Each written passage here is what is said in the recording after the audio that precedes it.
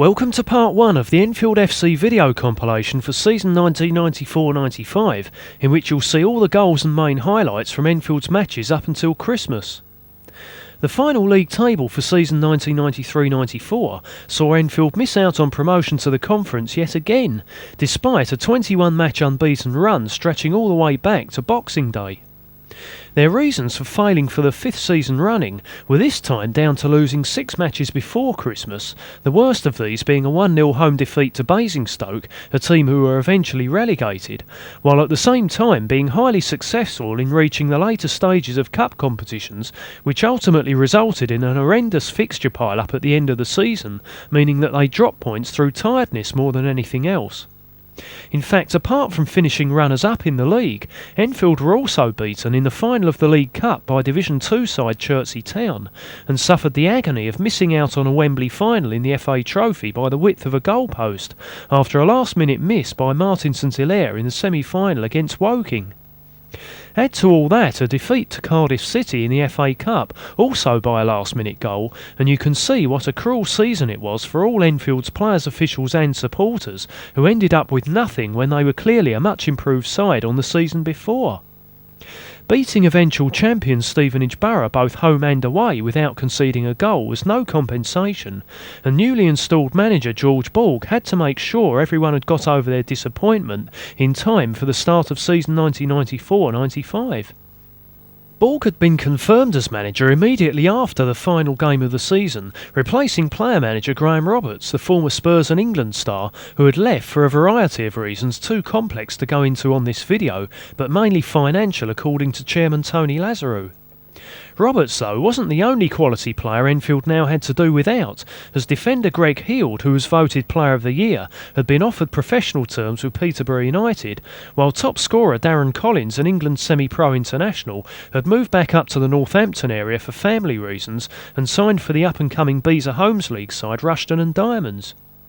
Other players moved on as well, most notably midfielder Gary Britnell, who played nearly 200 games for the club, but in their place came 2 experienced conference players in striker Gary Abbott from Welling and defender Gary Blackford from Dagenham and Redbridge, while joining from Football League clubs Wickham and Stockport respectively were Andy Kerr and Jimmy Carstairs, both also defenders. Enfield had cut down on their number of pre-season friendlies this time, with the only Football League opposition they faced being Peterborough United, with whom they managed a scoreless draw, and local rivals Barnet, who were their first opponents. This match gave the supporters their first chance to see their 4 new signings in action, although Gary Abbott, of course, was starting his second spell with the club.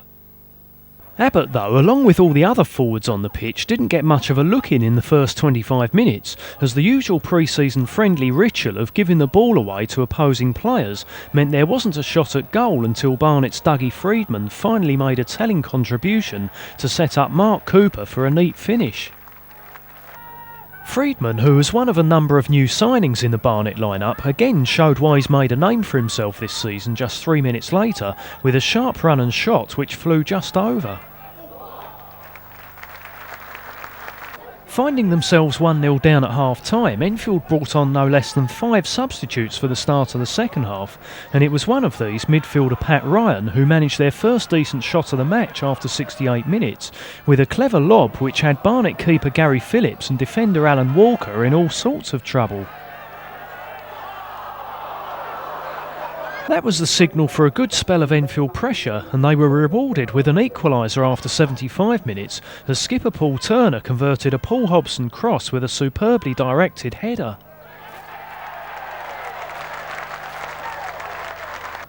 With the temperature down on the pitch hovering around the 90-degree mark, the last 15 minutes would be a real test of both teams' fitness, but Enfield had a bit of an advantage as they'd just come back from a pre-season trip to Marbella, and they certainly looked used to the heat when Paul Hobson scored what proved to be the winner with an excellent swerving shot in the 82nd minute.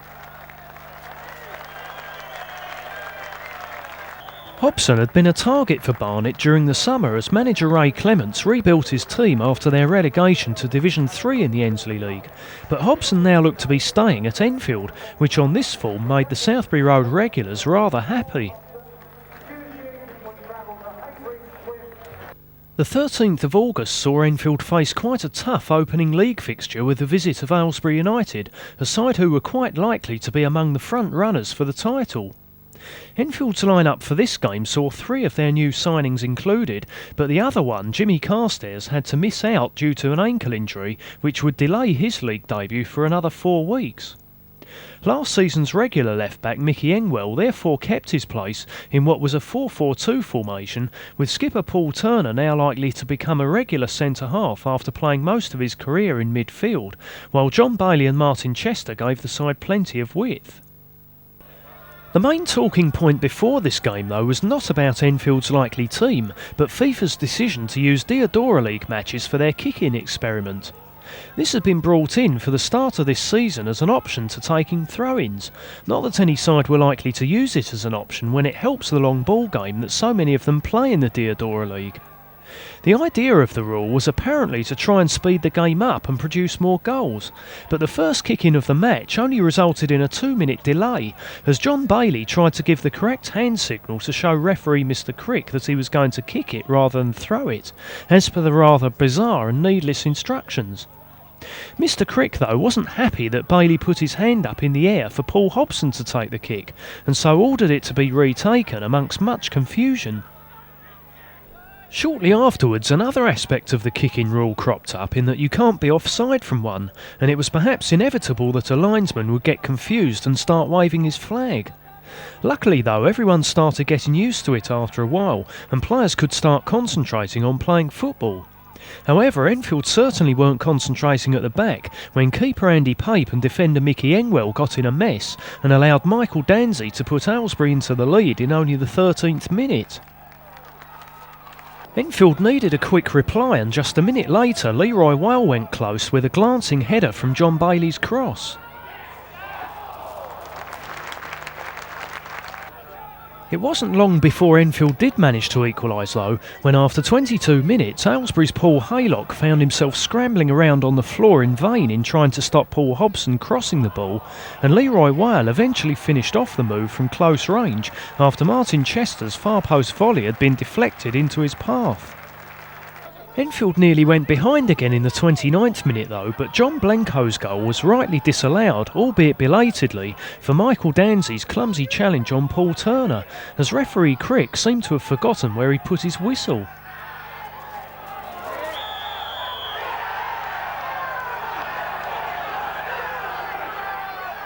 Meanwhile, up the other end, Paul Hobson was looking in particularly good form for Enfield, and he sent a shot narrowly wide in the 38th minute after a positive run from his own half. Enfield should really have gone in at half-time with a 2-1 lead, as Leroy Whale went and missed a great chance in injury time at the end of the first half, when he could only send a rather feeble shot trickling into the side netting after rounding Aylesbury keeper Paul O'Reilly. Aylesbury's Cliff Hercules though also missed a good chance just 5 minutes into the second half, as Enfield's back four once again looked a bit disorganised as they had for Aylesbury's goal in the first half. Aylesbury's Steve Terry though, the former Watford defender, was just as bad as defensive mistakes abounded, and he almost scored a spectacular own goal just a minute later, with 1 or 2 puzzled faces on the terraces quite rightly inquiring why keeper Paul O'Reilly wasn't penalised for handling a back pass. However, the resulting corner saw Paul Turner's header cleared off the line by Aylesbury's Paul Hobbs, this being a better attempt at goal than an indirect free kick from 6 yards, which no doubt would have been blasted straight at a defensive wall. And Gary Blackford even got in another good effort just seconds later as Enfield piled on the pressure. It had been quite an entertaining game so far, with plenty of goalmouth incident, but referee Crick, or rather the harsh directives from Mr X at FIFA headquarters, were doing their best to spoil the game, with even slight pushes being punished with a booking, this one being one of 6 yellow cards in a game which was very friendly in comparison to past fixtures between the two sides. In fairness though, that one was the only really silly booking by Mr Crick, who luckily didn't stoop down to the levels of some World Cup referees, who probably would have even booked Aylesbury keeper Paul O'Reilly for time wasting after he tripped over himself trying to take a goal kick. Enfield's Andy Pape, meanwhile, looked much steadier on his feet, and he made the first real save of the match by either keeper in the 67th minute, with an excellent stop from John Blenco's close-range header. Blenco was proving to be a bit of a nuisance to Enfield's defence, and he went close again just 2 minutes later when some more slack marking gave him the chance to send a fierce drive just over the bar. Enfield manager George Balk immediately brought on forward Martin St Hilaire for the rather disappointing Martin Chester, which meant John Bailey moving over to the left wing, and that paid dividends in the 75th minute when Bailey cut inside to run at the Aylesbury defence and set up Gary Abbott, who bundled his way past defender Lee Harvey to put Enfield 2-1 up with a good finish. Enfield then went close to increasing their lead after 80 minutes when a Paul Hobson corner found Paul Turner, who tested keeper O'Reilly with a typically powerful header. This had been such an entertaining game so far that the kicking controversy had almost been forgotten about, but then in the 85th minute it reared its ugly head in the shape of Aylesbury's Cliff Hercules, who, as everyone had predicted before the match, would almost certainly have a goal disallowed at some stage for clattering into Enfield keeper Andy Pape from a kick-in pumped into the 6-yard box. However, in the last minute of the match, and with Enfield still hanging on to their 2-1 lead, Pape was impeded again from a long high ball, but this time by his own player, substitute Al James Hannigan, with the resulting scramble being ended by Paul Turner attempting in vain to handball Cliff Hercules' header off the line. The Aylesbury bench, though, seemed more concerned at getting Turner sent off for his second bookable offence, rather than celebrate their equaliser, which was a rather strange attitude with the match now going into injury time.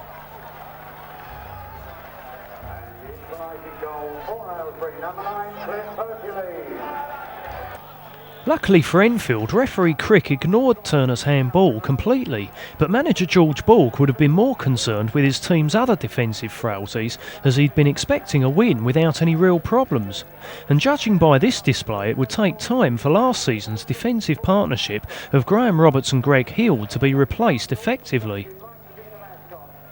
Perhaps bearing this in mind, Balk made 2 changes to his lineup for the away match at Carshalton 2 days later, as in came defender Al James Hannigan and midfielder Pat Ryan to replace wingers John Bailey and Martin Chester, although they were both rumoured to be injured anyway. This saw Enfield run out with a 5-3-2 formation, with fullbacks Gary Blackford and Mickey Engwell now playing as wing-backs, which meant they can get forward as wingers or help out in defence as fullbacks if the 3 central defenders get overrun. These tactics obviously worked well, as it was Blackford who got in the first shot of the match after 8 minutes, with everybody in the ground seeing that it took a deflection off a Carshalton player, except referee Mr Stobbart and his 2 linesmen. Enfield's Pat Ryan didn't really need to get quite so worked up about that, as it was his superbly fighted free kick which allowed Gary Abbott to head Enfield into the lead after 20 minutes. It got even better for Enfield just 5 minutes later, and for Abbott in particular, as he notched his 3rd goal of the season already after Paul Turner had headed back Gary Blackford's deep cross. Carshalton, who had won their first match 1-0 at Bromley, were presumably shell-shocked by all this, as they appeared to be making a tactical substitution after only 30 minutes. Carshalton did have a half chance shortly after that when Andy Pape fumbled a low free kick from Jimmy Bolton, but he managed to recover the ball just in time. Enfield had done a good job in silencing the notoriously vociferous Carshalton crowd on that far terracing, that is until the 35th minute, when Leroy Whale, who must have been suffering from concussion at the time, went for 2 balls instead of 1. Whale was perhaps fortunate to only escape with a booking for that, but more importantly it fired up the crowd enough to inspire the normally average David Cooper into pulling a goal back for Carshalton 4 minutes later with a spectacular strike into Andy Pape's top corner. That only went and made Enfield buck their ideas up though, and Pat Ryan could have made it 3-1 just a minute later, but couldn't get enough power in the shot to beat keeper Dave Morgan. Enfield's different formation though did seem to allow defenders to come up into attack, and Paul Turner also had a chance just before half time as he ran from the back onto a Mark Pye through ball.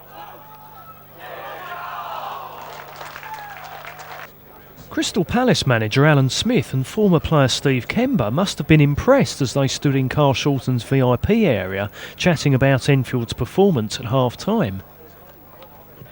Of course, they were more likely talking about FA Carling Premiership matters, but whatever they were on about, they were able to continue talking for the first 25 minutes of the second half, as hardly anything worthwhile happened out on the pitch, until one of Enfield's wing-backs, Gary Blackford, volleyed a good chance narrowly wide from substitute Martin St Hilaire's deflected cross.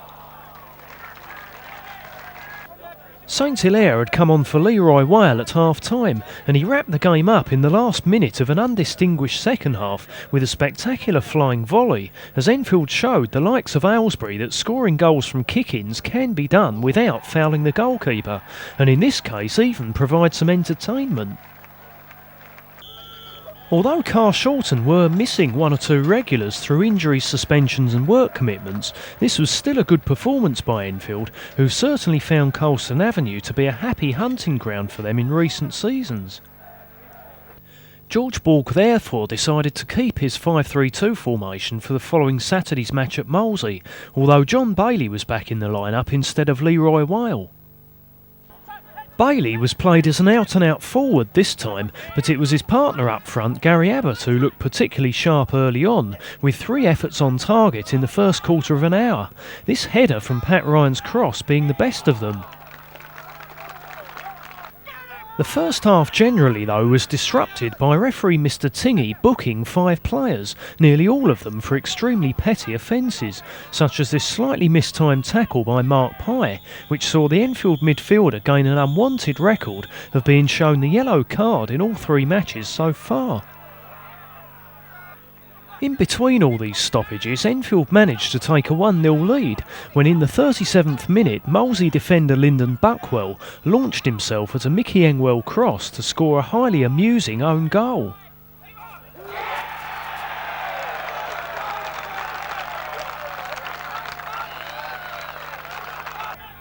Despite that error, Molesey were not the pushover they'd been at the end of last season when Enfield beat them twice within the space of 3 days, as they now had a new management team of former Sutton United FA Cup heroes John and Tony Raines in charge, and they'd started the season with a shock 2-0 win at St Albans. However, Enfield held on to their 1-0 lead until half-time, and then came out positively in the second half, with Mickey Engwell giving keeper David Brace problems almost straight away, with a good low shot into the side netting. Brace then had to be alert again in the 61st minute when Paul Turner picked out Gary Abbott with a deep cross to the far post.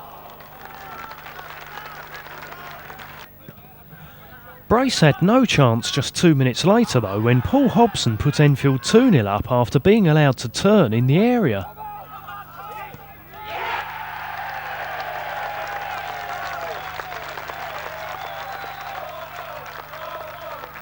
Molesey did manage a shot on target shortly afterwards from Dave Rattu, but Andy Pape's safe handling made the ball look like a harmless balloon kicked by a 5-year-old. Molesey then decided to take off Enfield's first goal scorer Lyndon Buckwell, who was being playfully taunted by the travelling supporters, but this only made things worse as they gave him a standing ovation on leaving the pitch. The substitution didn't make a lot of difference as Enfield remained on top, and Pat Ryan came close to adding a third in the 77th minute with a well-struck effort from 25 yards which forced keeper Dave Brace into his best save of the match. In the end, it was a very comfortable victory for Enfield, who could even have won by more without really getting into top gear, and this against a supposedly informed side.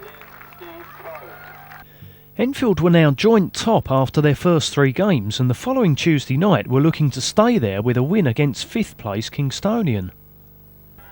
Despite fielding an unchanged side, Enfield looked very lethargic for most of the first half as Kingstonian came to defend, and it wasn't until the 40th minute that either keeper had a meaningful save to make, when Kingstonian's Dave Root pushed away Paul Hobson's deflected free kick. Kingstonian had ended up as the Premier Division's top scorers last season, scoring over 100 goals, but they hadn't shown that sort of form at all until just 2 minutes before the break, when John Daly quite rightly had a goal disallowed for kicking the ball out of Andy Pape's hands. Neither side really deserved to go in a goal up at half-time, although Gary Abbott came close for Enfield with a far post header from John Bailey's cross in injury time. As usual, when Enfield have failed to score in the first half of a home match, the start of the second half saw the appearance of an attacking substitute in the shape of Martin St Hilaire, who came on this time for left-back Mickey Engwell as George Borg changed his formation again. The first talking point of the half, though, was a ridiculously harsh booking for Andy Kerr, who didn't even appear to commit a foul. However, Enfield managed to concentrate on their attacking play despite the feeling that any attempted tackle could go into referee Callister's notebook, and they created a good chance to take the lead in the 54th minute, but John Bailey sent his shot curling wide after being set up by Paul Hobson. With St Hilaire on, Enfield seemed to be playing a 5-2-3 formation, which left a bit of a gap in the centre of midfield, and Kingstonian's David Harrow exploited this in the 61st minute when he ran through unopposed to test Andy Pape with a well-struck shot from 25 yards. Enfield didn't heed that warning though, and they found themselves 1-0 down just 3 minutes later when Phil Wingfield eased past Gary Blackford on the left and sent in a low cross which Eddie Akamoa side-footed past Andy Pape from close range. Enfield then brought on forward Richard Cherry for defender Gary Blackford 5 minutes later in an attempt to get back into the match, but they were helped when Kingstonian had their influential midfielder David Harlow stretchered off after an innocuous-looking challenge with Mark Pye. That hold-up only went and disrupted Enfield's momentum, together with referee Callister deciding to make no less than 7 bookings in the second half alone, many of them for very petty offences. In fact, the controversy over the kick-in rule had almost been forgotten about due to FIFA's insistence that practically any foul warrants a caution. But with only 9 minutes remaining, the kick-in actually came to Enfield's rescue when one from Pat Ryan was allowed to bounce through the Kingstonian penalty area for Martin St Hilaire to head in the equaliser. St Hilaire then almost grabbed a winner from another Ryan cross, but this time keeper Dave Root made an excellent save. That was in the first minute of injury time, but there was still plenty of action to come due to the injury to David Harlow and all the wasted time caused by referee Callister writing down 7 names in his notebook, and St Hilaire was once again in the thick of the action a minute later, only to find this effort ruled out for offside. Enfield really should have taken the 3 points just moments later though, when John Bailey produced a miss so bad he was practically pleading for it to be left off this video. Unfortunately for him though, it was indelibly printed on the minds of all the Enfield supporters present anyway, although that was probably due to the linesman's complete incompetence in having his flag up for offside when it was a Kingstonian defender who played the ball into Bailey's path. Of course, all hell would have broken loose if Bailey had scored and then seen it disallowed for that, and manager George Borg would no doubt have also shown his anger if Enfield had conceded a goal with practically the last kick of the match, and indeed it was only the heel of Al James Hannigan that in the end ensured Enfield a point. The 2 points drop though saw them knocked off the top and down to 4th place, and George Borg certainly wasn't happy with 2 draws from their first 2 home games. It was therefore time for a few changes to the lineup for Enfield's 3rd home game the following Saturday against their nearest local rivals in the division, Hendon. Into the starting lineup came forwards Martin St Hilaire and Leroy Whale at the expense of defenders Gary Blackford and Mickey Engwell, Borg now starting with a 4-4-2 formation with Pat Ryan dropping back to left back. This was therefore a very attacking lineup which Enfield could afford to field, looking at Hendon's current record of failing to win in their first 4 games and lying 3rd from bottom in the table. However, despite all that, Enfield found themselves a goal down after only 2 minutes, as Stan Blair hooked in a scrappy effort from close range after a scramble from a kick-in. Amazingly, all 14 players in the Hendon squad were new to the club this season, most of them having joined from Division 2 side Malden Vale along with newly appointed manager Mick Brown. Left-back Lee Flynn, though, had come from Essex Senior League side Romford, and after this outrageous foul on John Bailey, which earned him a booking, most of the Enfield crowd were shouting at him to go back to where he came from. Considering they'd nearly folded during the summer, Hendon were doing well to be able to field a team at all, and it was no surprise to see Enfield's class tell in the 13th minute when Leroy Whale equalised with a good finish from John Bailey's through ball. To many people it was then a question of how many Enfield would get, and defenders such as Pat Ryan were already joining the attack to test Hendon keeper Dave Hudson. However, Hendon showed they could be dangerous on the break, and Enfield had to rely on Andy Pape to keep the score at 1 apiece after Lee Smart had set up Tony Mathias with a good chance.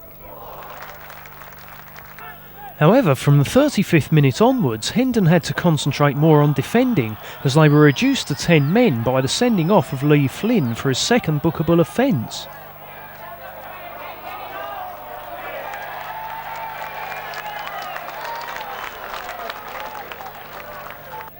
Enfield then rubbed salt into Hendon's wounds by taking a 2-1 lead just 2 minutes later as Mark Pye headed in a Pat Ryan kick-in. Despite that goal though, Enfield weren't really getting in enough shots on target, and the only other real highlight of the first half came when Leroy Whale fell over an advertising hoarding and almost landed head first in a rubbish bin outside that kitchen door. If Whale had been playing badly, you could say that's where he belonged, but he'd had a good first half and some of his teammates needed to improve in the second half. Skipper Paul Turner proved to be the inspiration for that, as he put Enfield 3-1 up in the 60th minute with the sort of goal he scores so often, a powerful header from a dead ball situation. Any chance Hendon had of a comeback now rested on Enfield being a bit careless in defence, as keeper Andy Pape didn't quite look his usual self in dealing with this rather routine downwards header from Nick Chilvers, and Enfield only escaped in the end by 2 Hendon players going for the same ball as substitute Carl Procopi crossed the rebound to the far post. A double substitution 5 minutes later though gave Enfield the proverbial kick up the backside as Gary Blackford and Richard Cherry came on for Gary Abbott and Martin St Hilaire, and it was Blackford who got Enfield back on top shortly afterwards with a determined piece of play from Mark Pye's through ball which forced keeper Hudson into another good save. Blackford then provided a decent cross for Leroy Whale to extend Hudson again 4 minutes later. With 79 minutes gone, a fourth goal for Enfield was now overdue, but Whale duly obliged with an excellent cool finish from Pat Ryan's through ball.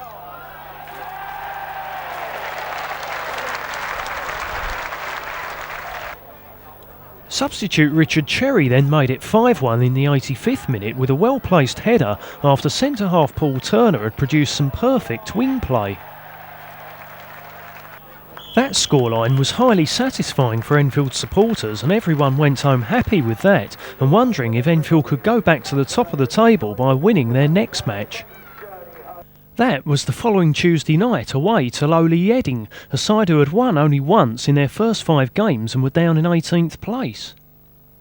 With surprise leaders Hayes and second place Slough Town both only 2 points above Enfield, it was quite possible that Enfield could return to the top if they beat Yedding, as Hayes were away to Grays Athletic that same night and Slough didn't have a game.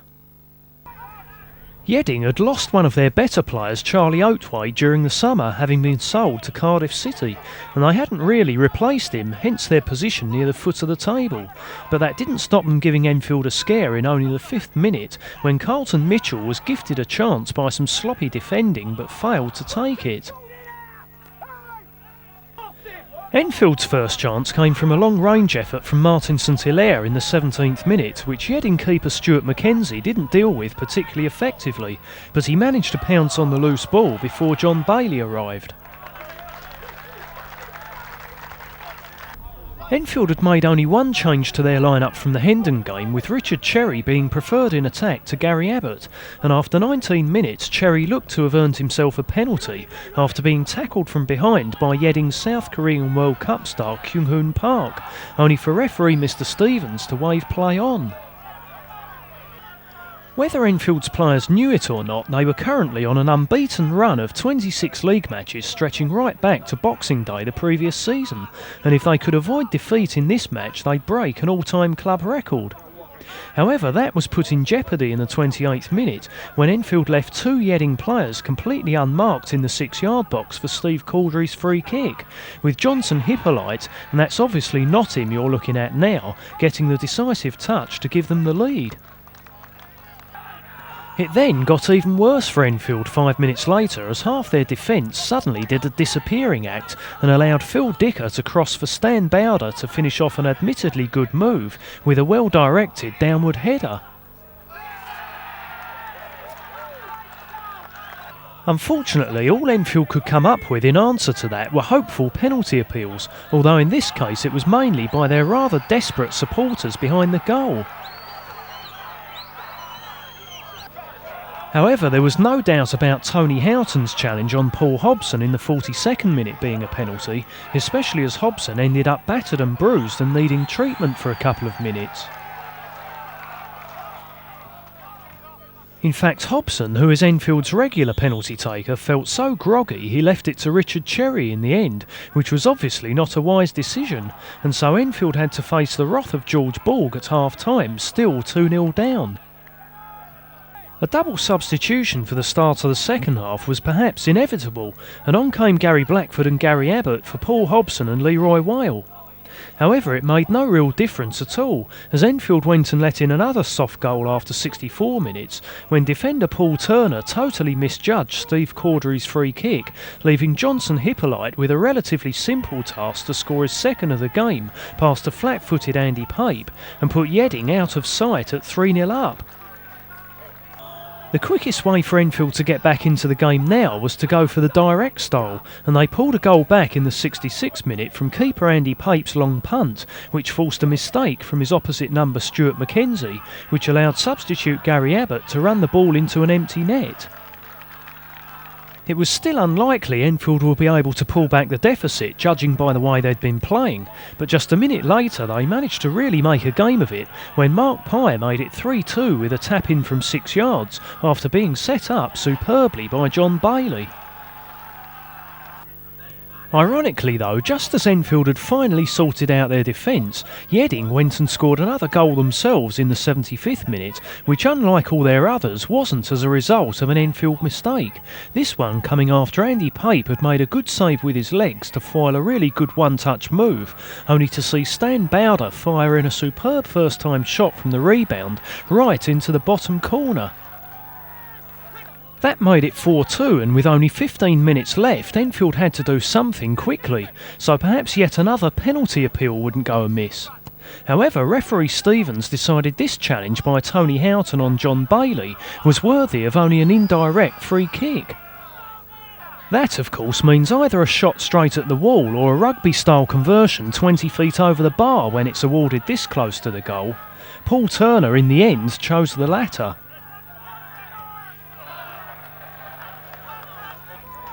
This was a rather sorry night for Enfield, with even kicking specialist Pat Ryan out of sorts as he demonstrated right on the final whistle.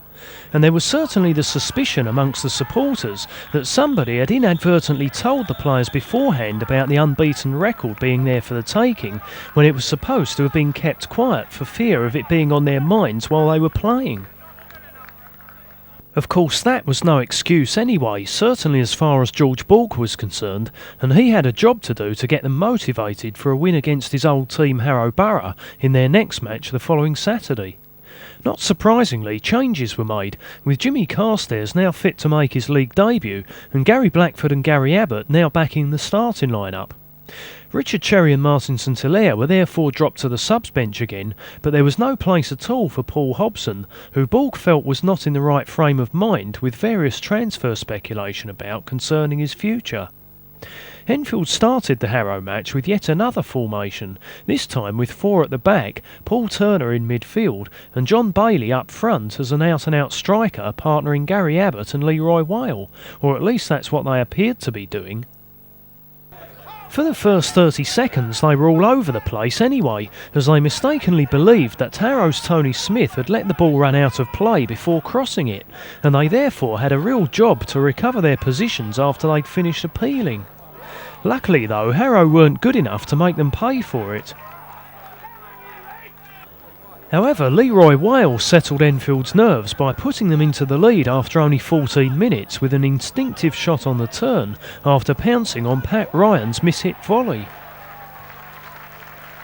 Whale then could have had a second 10 minutes later when he found himself clean through on goal from John Bailey's superb through ball, but Harrow keeper Dave Hook did well to come off his line and make an excellent point-blank save. Despite being a regular mid-table side, Harrow's defence is never easy to break down, particularly with former Enfield player-manager Graham Pearce on their coaching staff, so Gary Abbott's goal, which made it 2-0 in the 39th minute, was certainly an important one, if not particularly eye-catching.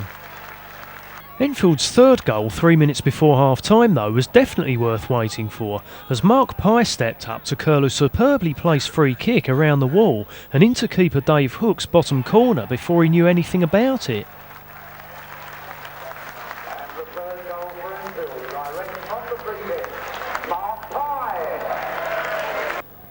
It had been an excellent first half for Enfield to go in at the break 3-0 up, but unfortunately the second half didn't match it at all, as Enfield sat back on their lead while Harrow's attack were totally incapable of mounting a serious challenge. That was summed up by former Enfield favourite Graham Westley fluffing this chance with a poor piece of control, but luckily for him the Enfield faithful rather graciously stopped short of giving him the Enfield reject chant. They just laughed amongst themselves instead. By the 80th minute, the second half badly needed to be sparked into life, and as usual the supporters got that in the shape of substitute Martin St Hilaire, who in the space of 10 minutes woke everybody up with 3 shots at goal, including this one when he wasted Mark Pye's brilliant through ball by screwing the shot wide of a near enough open goal after rounding the keeper. Before the match though, Enfield would have been delighted with a 3-0 win, and that's how it turned out in the end, with Enfield back on the right track after only temporarily falling off the rails against Yedding. The following Tuesday night saw Enfield face Division 2 side Edgware Town in the first round of the League Cup, a competition Enfield had reached the final of twice in the last 3 seasons. This time though, George Borg didn't want to make the mistake of fielding a full-strength side as he had in last season's competition, as that had undoubtedly contributed to his best players being too tired to win league matches after their run all the way to the final against Chertsey had caused a massive fixture backlog. Al James Hannigan and Jimmy Carstairs were therefore the only players left in the side from the starting line-up against Harrow Borough, with 4 teenagers from the reserves being included in 16-year-old goalkeeper Neil Thompson, 17-year-old Connor Hance and 18-year-olds Joel Swain and Franco Dirubo. Goalkeeper Thompson was one of 6 YTS lads taken on by the club during the summer, and he showed what a good decision that was in only the 9th minute by getting down well to his left to keep out a shot from Edgware's John Coleman. Enfield had lost 5-4 to Edgware here last season in the Middlesex Senior Cup when they again fielded an understrength side who made plenty of basic defensive errors, and by the 15th minute the same thing looked to be happening all over again when Edgware's Steve Newing pounced on a poor clearance from Joel Swain to test Neil Thompson once more. Although Edgware had lost 2 of their better players from last season in Scott McLeish, who'd gone to Charlton, and Hamid Harak, who'd been signed by Chertsey, they still had the useful John Coleman in their line-up, and he went on a dazzling run past 3 Enfield defenders in the 19th minute, only to be foiled in the end by another good save from Neil Thompson. 5 minutes later, Thompson showed he wasn't just good at saving low shots, but was also highly capable in the air when he produced a very confident piece of handling to deal with a powerful header from Paul Ferry.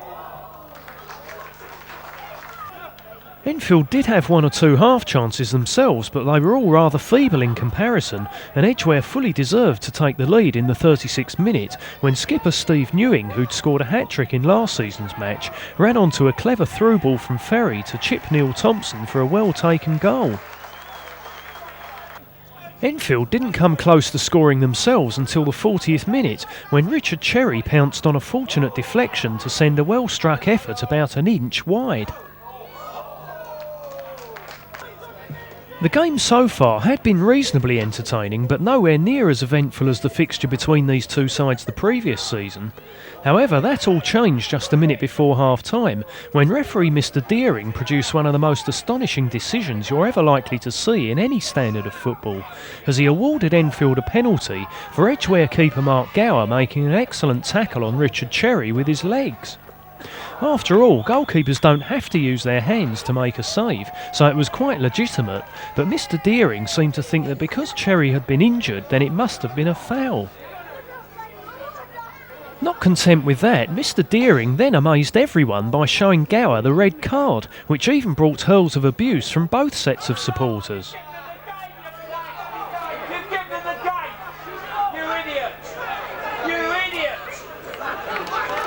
Edgware then, of course, had to sacrifice forward Ted John in order to bring on substitute keeper Keith Harvey, whose first job was to face Paul Hobson's penalty.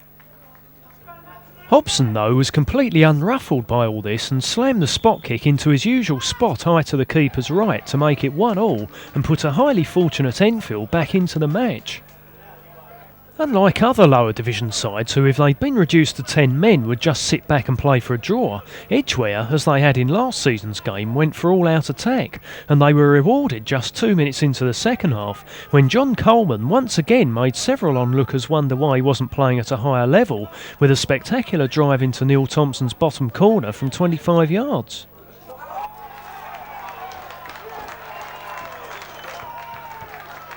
Enfield's problems in this match stem from some of their players not concentrating both in defence and attack, as Richard Cherry showed here in the 51st minute by messing up Jimmy Carstairs' clever attempt to beat the offside trap. Enfield's luck changed when they brought on substitute Lee Francis straight after that and moved defender Al James Hannigan into a more forward position, as it was Hannigan's mishit shot a minute later which caused a mad scramble on the edge of the 6-yard box, which was finished off by Martin St Hilaire to make it 2-2, while Richard Cherry was conveniently falling over on top of keeper Keith Harvey to take him out of the play. Harvey had no excuses 3 minutes later though, as he only had himself to blame for punching a Paul Hobson kick-in into his own net to give Enfield a 3-2 lead. As with most own goals, there's always someone trying to claim it, but surely Al James Hannigan had a cheek when he was nowhere near it. This goal signalled a good spell of Enfield pressure, and Richard Cherry came close to making it 4-2 in the 57th minute when he beat 3 Edgware players in the air to get on the end of Paul Hobson's free kick. Edgware were now finding it a struggle with only 10 men, and Al James Hannigan also went close with a powerful angled drive shortly afterwards, which keeper Harvey did well to push away. Of the 4 youngsters in the Enfield side, only keeper Neil Thompson had really been involved to any great extent, with the other 3 having relatively quiet games. But midfielder Franco Di Rubo showed what he could do in the 72nd minute when he put Enfield 4-2 up with an excellent first-time finish from Richard Cherry's clever pass. Edgware weren't finished yet though, and certainly not danger man John Coleman, who 3 minutes later forced Neil Thompson into probably his best save of the match as he came quickly off his line to deflect Coleman's shot behind for a corner. However, Thompson had no chance with Eugene Flynn's header in the 76th minute, which made it 4-3 to set up a potentially tough last 14 minutes for the Enfield defence. Richard Cherry had a good chance to take the pressure off just a minute later though, but he somehow produced a miss from Mickey Engwell's cross, which even had the Edgware players with their hands on their heads in disbelief.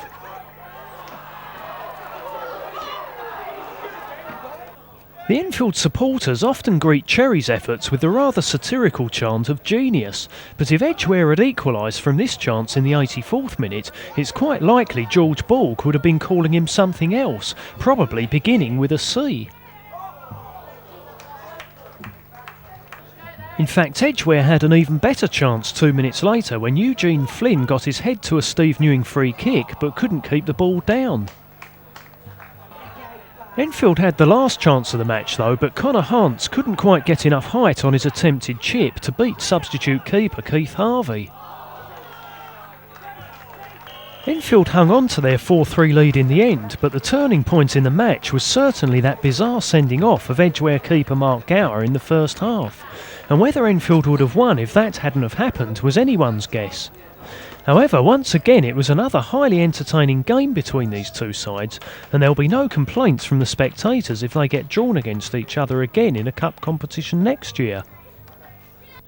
Enfield, of course, were hoping that they wouldn't be meeting again in the League Cup, as they were aiming to be back in the Conference next season. But before they could continue their pursuit of the Premier Division title, it was time for their FA Cup campaign the following Saturday, as they once again rather harshly had to plough through 4 qualifying rounds before they could face possible Football League opposition, the first hurdle being a home tie against Deodora League Division 2 side Hemel Hempstead.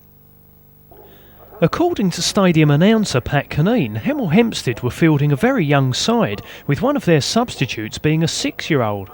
John Bailey, Pat Ryan. The Hemel Hempstead sub today is 6-year-old Liam Watson, and Liam's favourite player is Tony Flanagan. Liam Watson was of course their mascot, but that classic slip of the tongue put everybody in a good mood, which was further enhanced after 8 minutes play, when John Bailey gave Enfield the lead with a well-placed header from Leroy Wales' cross. Enfield had also met Hemel Hempstead in the second qualifying round of last season's FA Cup, and only managed to scrape a 1-0 win as Hemel Hempstead defended in numbers and made it a totally boring match. However, that early goal from Bailey meant Hemel had to come out of their shell this time, but it was a surprise when they managed to equalise after only 18 minutes, when a speculative shot from Nigel Hann bounced into Andy Pape's bottom corner.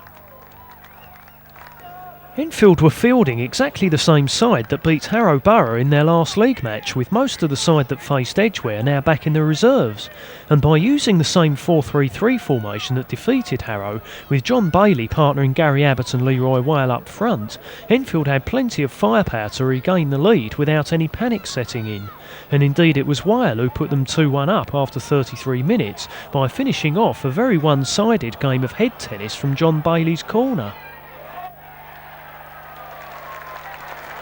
However, Hemel Hempstead went and equalised again just 5 minutes later with only their second effort at goal, when Mark Barnard was first in the queue to get his head to Tony Flanagan's free kick and beat Andy Pape at his near post to make it 2-2. Enfield manager George Borg was rather critical of his defence after the game for conceding those 2 goals, which may have been a bit harsh when you compare them to some of the ones they'd let in other matches so far this season, but he could have no complaints about his forward line, who were looking quite sharp, with Gary Abbott producing some neat skill here 2 minutes later to beat his marker Dave Walters and test Hemel Hempstead keeper Mark Pearson. Looking at Enfield's 2 goals so far, it was clear that Hemel Hempstead were a bit suspect in the air at the back, and indeed it was another header that gave Enfield a 3-2 half-time lead, this time courtesy of Gary Abbott from John Bailey's cross in the 44th minute. Bailey was really enjoying himself as one of 3 central strikers, and 15 minutes into the second half he scored his second and Enfield's 4th with yet another header, this time from a Gary Blackford cross. Gary Abbott was then denied his second goal 10 minutes later when keeper Mark Pearson managed to divert Abbott's shot away for a corner, despite it getting a bad bounce. A 5th goal for Enfield was now looking on the cards, and it was no surprise when John Bailey completed his hat-trick in the 83rd minute, although it certainly was unusual to see all his goals coming from headers when he's not exactly a target man centre-forward. Enfield's defence, on the other hand, had sorted themselves out for the second half, but they did slip up in injury time when they allowed Nigel Hand to get behind them, but Andy Pape made an excellent save to preserve Enfield's 3-goal cushion. There was still time for the informed John Bailey to threaten Hemel Hempstead's goal yet again in the air from a Gary Abbott cross, and there were no prizes for guessing what Hemel would be practising in training during the week after this. Hemel Hempstead were not having a particularly good season in their division, but even so this was an excellent display of finishing by Enfield, especially by that man Bailey, who then had to deal with some real hero worship afterwards.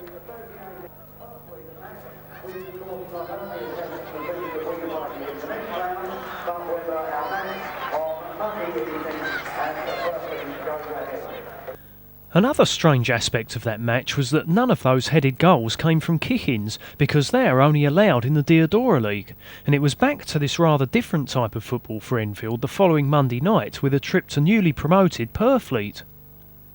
It's possible that the kick-in rule may force George Borg to change his team around on some occasions, particularly when a league game follows a competition where kick-ins are not allowed. But he decided to keep exactly the same starting line-up against Purfleet, only to see it backfire on him as early as the second minute, when in stark contrast to the last match, John Bailey's header this time only succeeded in setting up Purfleet's top scorer David Crown, who luckily let Enfield off the hook with a bad miss.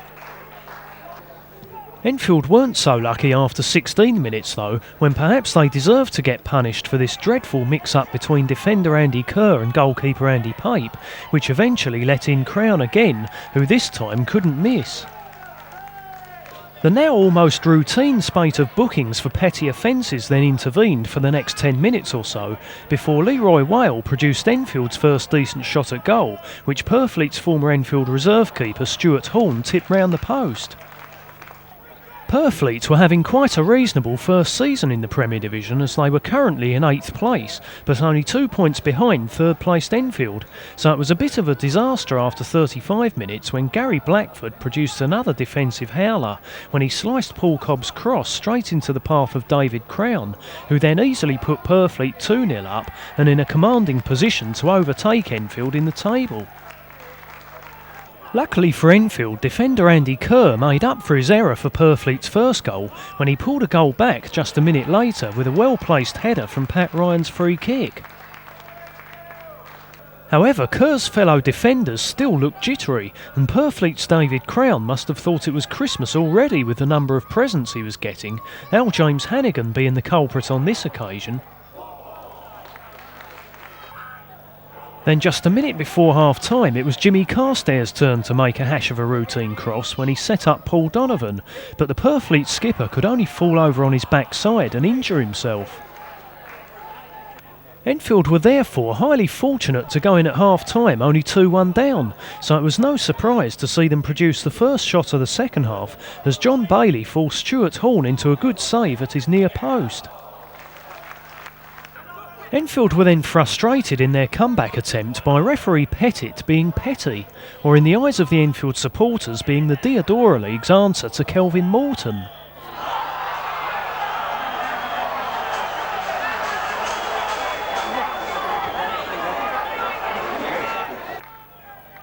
Those supporters behind that goal were even more annoyed shortly afterwards when Mr Pettit allowed Purfleet to get away with some blatant time wasting when they took nearly 2 minutes in making a substitution. Number 4 Paul Donovan craftily making out that he didn't know it was him coming off, even though he was injured. Purfleet had another trick up their sleeve in the 64th minute, although this one was to be admired really, as they caught Enfield out with a kick-in aimed deliberately at Paul Cobb, who was standing right on the byline, ready to head it back into the path of an oncoming forward, in this case Alan Brett, while Enfield had ignored Cobb after appearing to forget there's no offsides from a kick-in, keeper Andy Pape even standing with his arm up in the air doing a Tony Adams impression.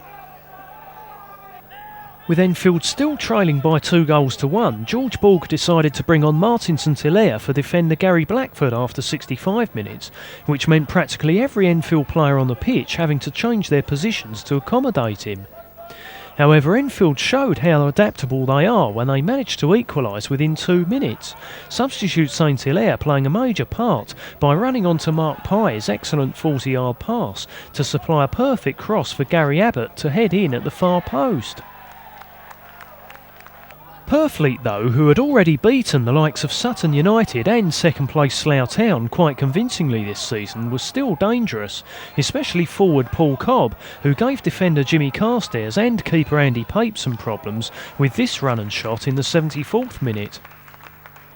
Enfield had a similar and possibly better player though in John Bailey, and he went close with this effort just 5 minutes later as both sides looked for a winner.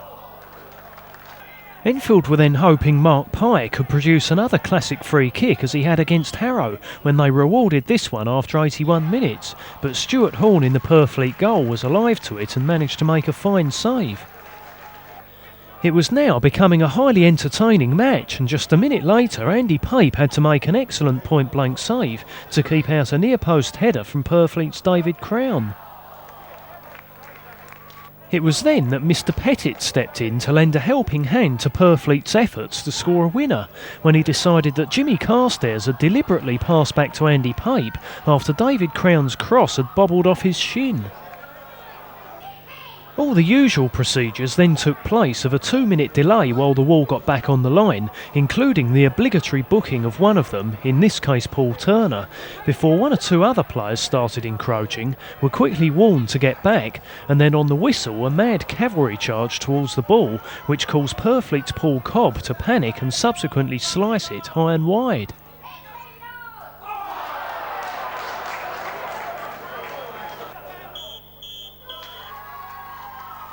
In the end, a 2-2 draw was probably a fair result on the balance of play, as Enfield had fought back well in the second half after their mistake-ridden performance in the first half, and in fact it was the Purfleet supporters who cheered the result at the final whistle as if they were glad to hang on. George Borg still wasn't happy about that indirect free kick being given at the end though, even though Purfleet missed the chance. So while everybody else went back to their own changing rooms, he decided to follow the referee into his room for a friendly chat about it. Mr Pettit was still in one piece the following Saturday though, when to the horror of Enfield's travelling faithful, he was put in charge of the league game at Hitchin and was therefore roundly booed when his name was announced on the PA system before the kick-off. Hitchin had won only once in their first 7 league games and were only 1 point off the bottom of the table, mainly due to injuries and suspensions. Enfield though had no such problems, although that wouldn't last for long if this challenge on Andy Kerr was anything to go by, Hitchin's Neil Ryan not surprisingly earning himself a booking for that after only 10 minutes. Enfield ignored all that though, and just a minute later Mark Pye and John Bailey superbly carved out the first opening of the game for Leroy Whale on the edge of the 6-yard box, but Hitchin keeper Gerald Sylvester made a brilliant point-blank save. 3 minutes later Sylvester was brought into the action again when Mark Pye spotted him just fractionally off his line and therefore tried a shot from almost 50 yards. Hitchin showed after 19 minutes though that they weren't quite as bad as that piece of audacity suggested when Ian Rutherford outpaced Andy Kerr and forced keeper Andy Pape into an excellent save. Enfield had made only one change to their lineup from the game at Purfleet, with the unsettled Paul Hobson replacing defender Jimmy Carstairs, as manager George Borg decided to have more attacking options, and that looked a wise decision after 28 minutes when Hobson came close to giving Enfield the lead with a powerful drive from some way out, but again keeper Sylvester came to Hitchin's rescue.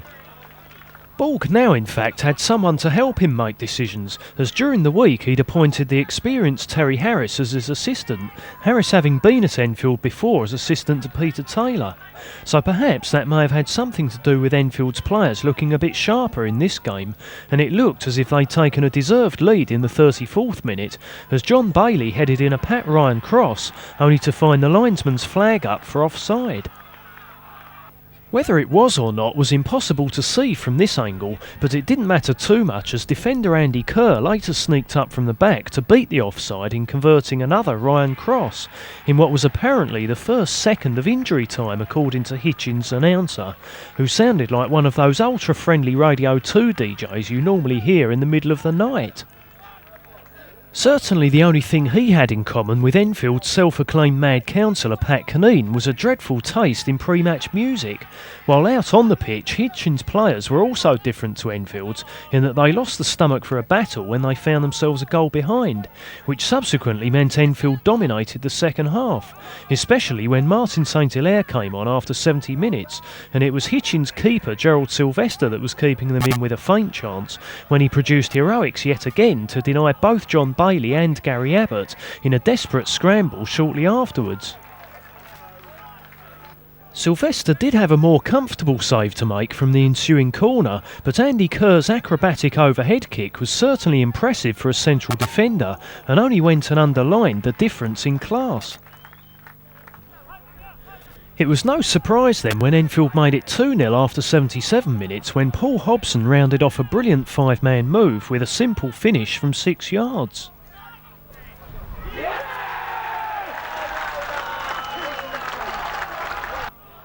Enfield were now literally running rings round their opponents, and another slick move of 1 and 2 touch passing carved open a chance for Martin St Hilaire in the 85th minute, but his header from fellow substitute Jimmy Carstairs' cross produced arguably Gerald Sylvester's best save yet. St Hilaire's pace was a key factor in Enfield's third goal in the 90th minute, as by the time he received the ball from Gary Blackford's pass, Hitchin were exhausted at running around in vain trying to make a tackle, and therefore had no chance of catching St Hilaire once he was away, although he still had to finish and in the end did it emphatically. Enfield was so on top in the second half that Hitchin didn't have a single shot at goal, and it sent a warning to leaders Hayes and second place Slough that the 4-point lead they both had over Enfield was nowhere near big enough. Ironically, Enfield had to play Hitchin again 3 days later, this time in the Deodora League's Carlsberg Cup, which is for all teams in the Premier and Division 1. As usual in this rather unwanted competition, it gave George Borg and Terry Harris a chance to look at 1 or 2 reserves in action, or in this case about 10 reserves, which probably didn't go down too well with the sponsors. In fact, the only player remaining from Saturday's lineup was Paul Hobson, who needed a bit of match practice after being left out recently. 8 out of Enfield's 13-man squad were teenagers, with right-back Lee Marshall aged only 15. But that didn't stop Enfield taking the lead after only 8 minutes, when Richard Cherry finished off a move involving 3 of Enfield's youngsters in Hans Derubo and Blake, which was every bit as good as the first team had produced 3 days earlier. Hitchin, though, were fielding a stronger side than they had on Saturday, with 1 or 2 key players coming back from injuries or suspension, and they equalised just 4 minutes later when Ian Scott produced a piece of skill from Darren Thompson's kick-in, which certainly had some of the crowd gasping in astonishment that a defender in English non-league football could imitate a Brazilian, although most of the partisan Enfield supporters as usual dismissed it as a fluke. One of the problems for Enfield's reserve team players is that they don't get a lot of practice in taking dead ball kicks, as the kicking rule doesn't apply in the Essex and Hearts border combination, and that became clear when Brian Service tried to take a free kick halfway through the first half, but only succeeded in sending the crowd and the Enfield bench into hysterics as he managed to produce a howler which has no doubt seen him avidly tune in to You've Been Framed each week in case he might be on it.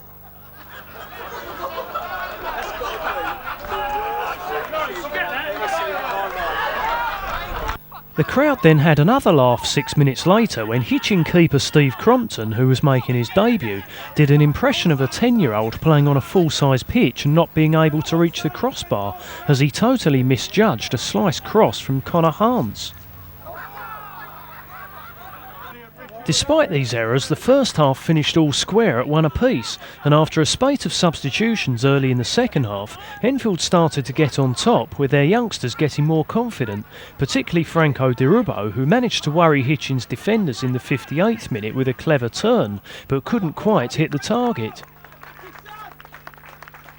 Speedy winger Richard Blake, who had had a quieter game so far, then had a chance to show off his ability with a good run, but then didn't get enough power in the shot to beat Steve Crompton in the Hitchin goal. Enfield had also been defending well and had not looked in trouble at all at the back, but then referee Mr Webb gave Hitchin a lifeline in the 75th minute when he awarded them a penalty for handball. The only problem was that it was Hitchin's number 14, Tony Keynes, whose arm it hit first, with Enfield's Bradley Brotherton standing behind him. However, 16-year-old Neil Thompson made sure justice was done with an excellent save from Sean Marshall's spot kick. Meanwhile, up the other end, Franco Di Rubo, who'd been playing for Wimbledon's youth team, was beginning to look the best player on the pitch, and he made complete fools out of Hitchin defenders Ian Rutherford and Darren Gibb in the 79th minute, before forcing keeper Crompton into a flying save. However, Hitchin's Sean Marshall showed Enfield's youngsters how to finish in the 84th minute with an excellent shot on the turn into Neil Thompson's top corner to put his side 2-1 up. Marshall went on to become a bit of a hero a few weeks later by scoring a couple of brilliant goals in Hitchin's shock FA Cup win over Hereford. But Enfield's Franco Di Rubo could well go on to greater things judging by his form in this match, and he almost snatched an equaliser in the 89th minute with another superb piece of skill, which was only foiled by a brilliant save by keeper Crompton in tipping it onto the bar. That proved to be Enfield's last real chance, and so they went out in the end to a narrow defeat which Hitchin didn't really deserve. However, staying in the Carlsberg Cup was probably bottom of Enfield's list of priorities this season, but more importantly the game at least showed that Enfield had a highly promising group of young players who were capable of stepping up to the first team already and giving a good account of themselves.